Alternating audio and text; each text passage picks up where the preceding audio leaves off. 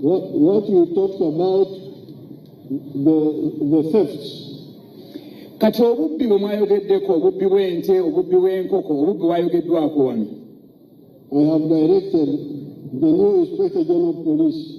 He's not here, but I showed them over here. You come forward there.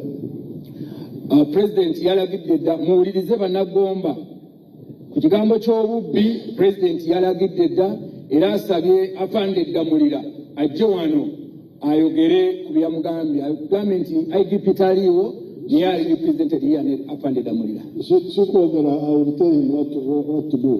Okay. Afande Damulira ajja mubuulira ekyo. Can he come here sir now? IGP. Oh, IGP is there. Okay, you go there. Oh, the IGP is around, sir. Basabo ne banyabo on Inspector General of Police omupya gumbate munala konsaba mwanirize n'obugalo era jatubuulire ku nsonga y'okumalawo obubbi obw'ente n'enkoko zaffe.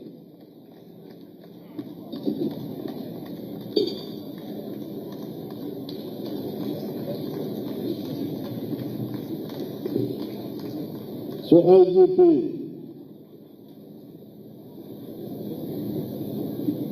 I directed your predecessor translate you, Joanna.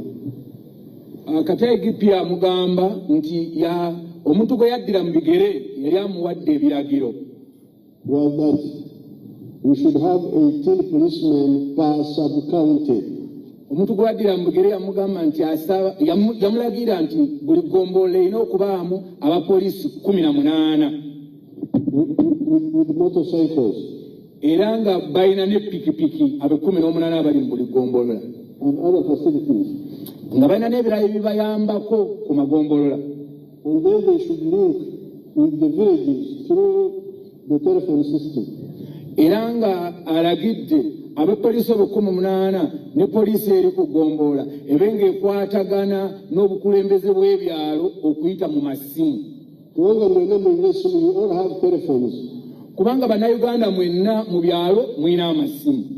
If the police is at the sub-county, kati singa poliisi eri ku ggombolola and you ring them, n'obakubira essimu ng'oli mu kyalo ekimu mu ggombolola eyo, and they have got means of transport, era nga balina engeri ezibasobozesa okutuuka mu kyalo ekyo, why would you not be able to control crime?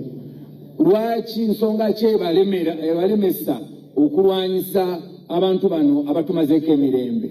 So IGP tell me how far you have gone with my plan. Kati alagidde IGP atubuulire ku ekyo ekiragiro yakomawa.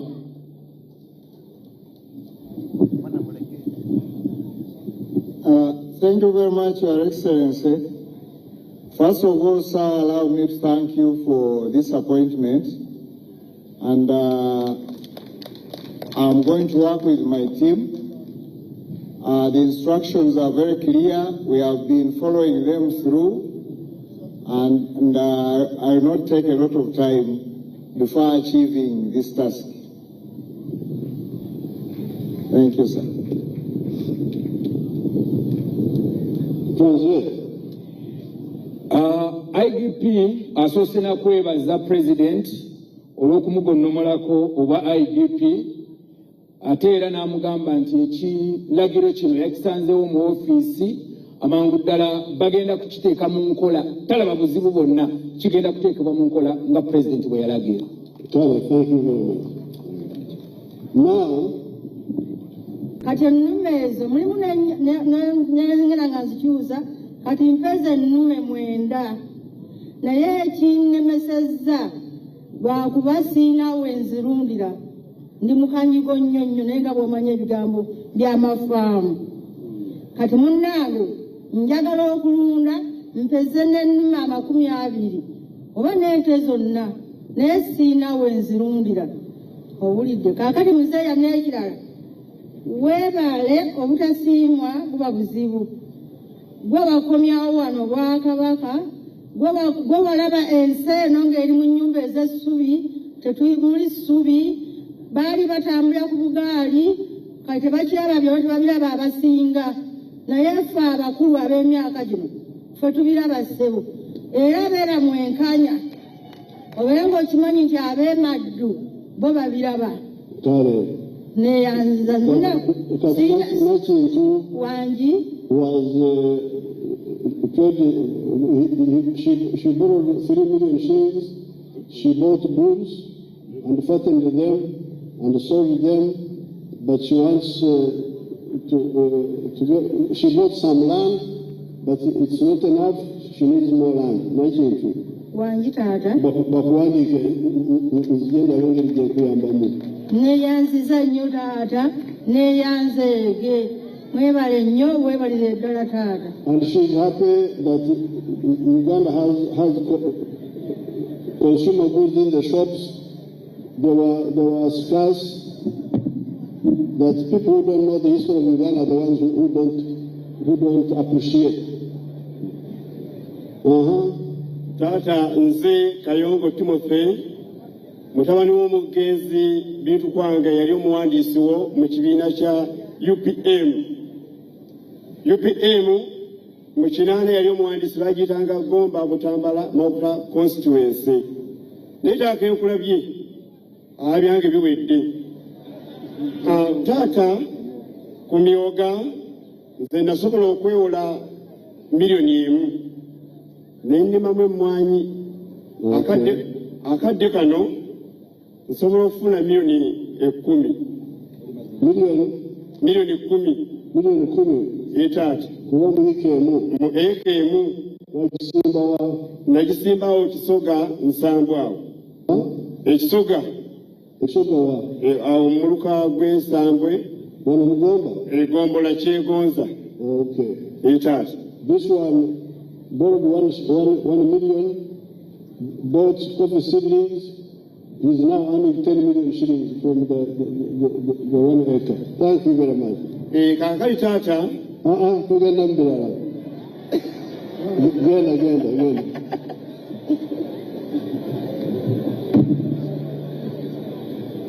RH5 Factory, Sergeant Muyamba Stephen, afande fetusiima ng'abaveterani twafuna omukisa ne tugenda mu myoga mu Gomba wano e Kanoni.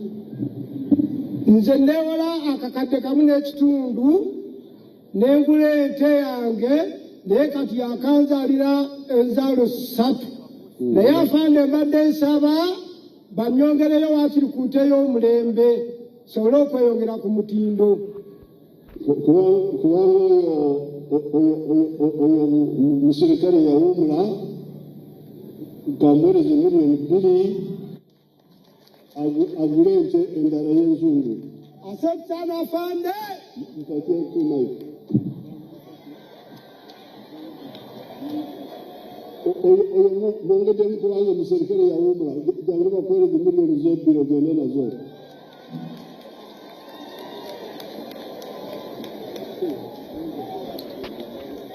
Sebo taata omwebembezi w'ihanga eri nashemererwa munonga okwemerera omu maiso ga Wiizooba eri. Amazina nibanyeta Niwayombeka Keren Kyamushaija. Niwayombeka Keren Kyamushaija. Niwayombeka Keren. Niwayombeka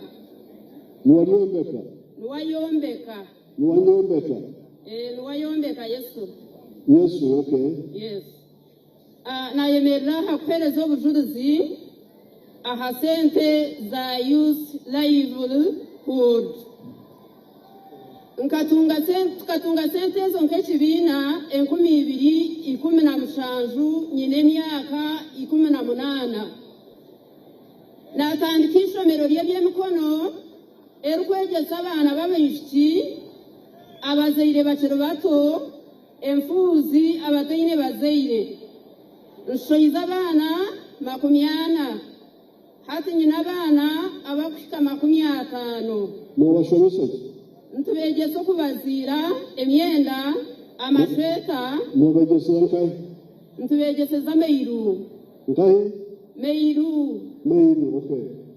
ntubegezeza amairu okubaziira emyenda amashweta ishoke kompyuta okukora enkaito n'ebindi bingi training school egyo nibageta okaguza sente zingahe tukeguza miliyoni 7 tushoize abaana 40 hati tuguzire itaka sebo presidenti ntushaba otuyambe otwatsa hakombeka kandi n'abaana barikushora obumwe nibashora bataine buyambi ate twayegurize zikakora ki ezi tutwayegurize tukagura mashinizi tuineho hati mashinizi 20 n'abaana abitwabaire tuine abamu bakaba bari omu kibiina tukabihereza ebiharani hati tata presidenti nitukushaba otuyambe hakombeka ahabw'okuba hakombeka aho tuhatungire kale bamuhandikyo yabare munonga president this one borrowed 7 million shillings from Emyoga and she has got a school teaching knitting and making sweaters, and she's teaching a lot of people. So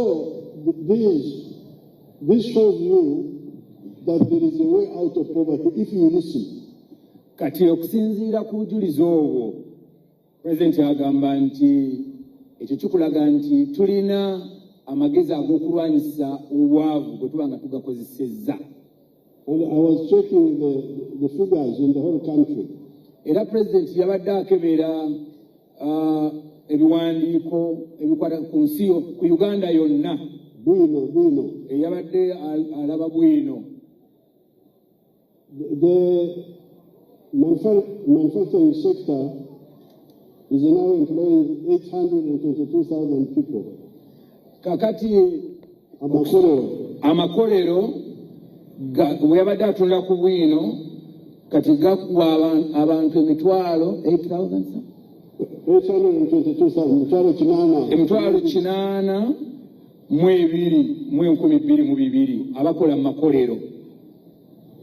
The ones working in services are 5 million. Kati abakola mu mirimu obuweereza abali mu buweereza nga saloon mu hotels mirimu ng'egyo abavuga taxi abavuga boda abali mirimu ng'egyo bwino mu Uganda alaga nti ziri miliyoni 5 miliyoni 5 mu mitwalo 40. This does not include people in agriculture. Kakati abo bayogeddeko tebaliiko abo abali mu byobulimi. So stop this one of listening to negative messages. Kati abasaba bannayuganda President abasaba mulekeraawo okuwuliriza amaloboozi agabamalamu amaanyi. There is a solution for all these issues now. Kakati mu kiseera kino waliwo eddagala erya buli kizibu ekya Uganda. Agriculture, PDM is there. Okusooka mu byobulimi enkola ya PDM wey'okuyambako ku balimi baffe. If the money is not enough, we can add more money. Bwe ziba nga tezimala tusobola okwongerako naye ekkubo weeriri. In Yoga, the money is there. Enkola ey'emyoga ensimbi nazo weeziri. What I would like to hear is to say, yes, some people have benefited, but we need more. That's easy. President Kati, and we see what to do. President Kati kyalindiridde okuwulira mu matuuge nti essente ezo weeziri niye zigasizzaako batono naffe twandyagadde. Kati President kyakola kwe kuteekateeka ng'agenda mu Parliament nga bayisa ssente endala. Now, this money is for the low-income people. Ensimbi zino zaayogerako naddala ez'emyoga ne PDM ze bantu bamufuna mpola. For the richer people, there is money in the UDB. Kati eri abantu abagaggamu bannakolamu abaliko kalyadde waliwo ensimbi eziri mu banka gye bayita Uganda Development Bank UDB. So if we need more money, the Parliament is here, everybody is here, we shall put more money. Naye bwe bibanga ebitongole bino twetaaga ssente okuzongera mu UDB oba wona Parliament weri wano tutuula wamu ne tukubaganya ne twongera ssente mu bitongole bino. Other areas and we add here. Tusobola okujja awalala awatali nnyo mugaso ne tuteeka wano bwe kiba nga kyekisaliddwawo. So please don't listen to the ones who mislead you. Kati Pulezidenti abasaba temuwuliriza wolokoso, temugendera ku bintu by'abantu abamalamu amaanyi. NRM eddagala ly'okumalawo obwavu eririna.